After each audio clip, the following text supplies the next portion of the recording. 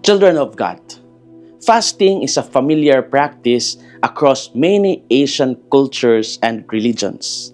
In Buddhism, monks and lay people often fast as a way of discipline and detachment from material desires.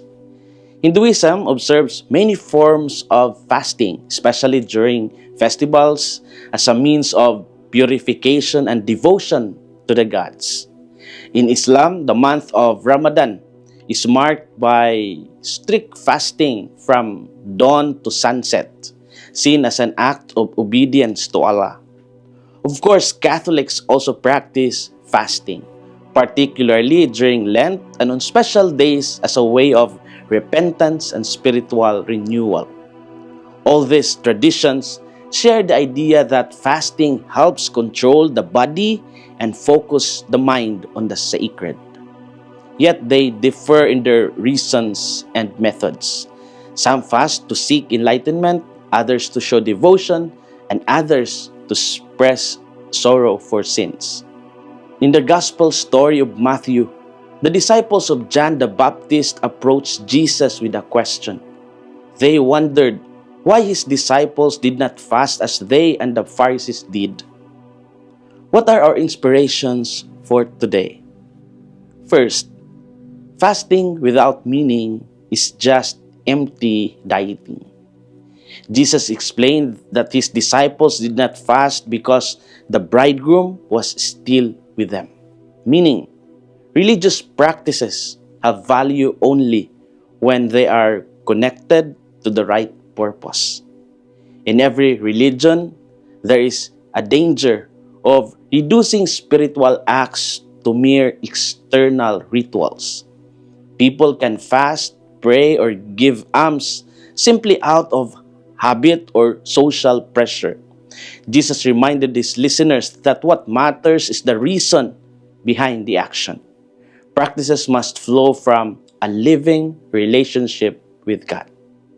Today, we are invited to examine the intention behind our action. True fasting is not meant to impress others or prove something to ourselves. It is meant to draw our heart closer to God and to make space for what truly matters. Second, timing gives fasting its true flavor.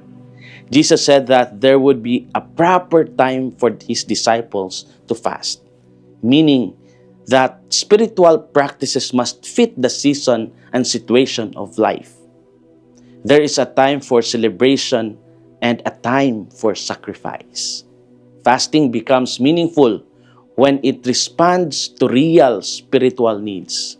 When a person is grieving, seeking guidance, or repenting, fasting becomes a powerful expression of the soul.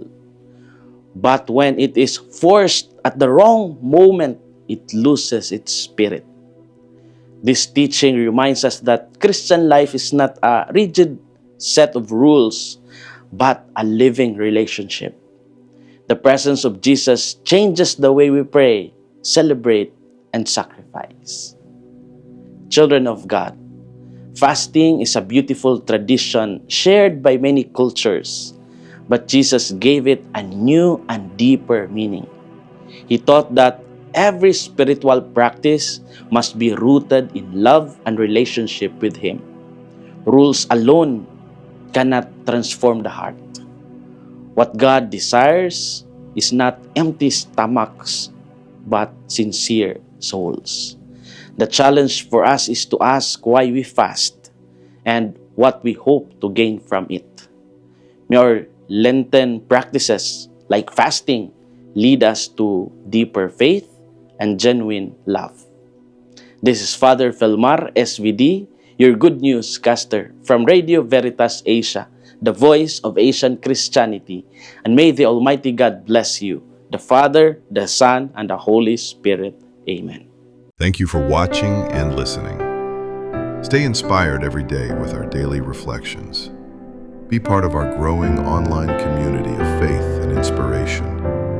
Don't miss a single reflection. Follow us on our social media platforms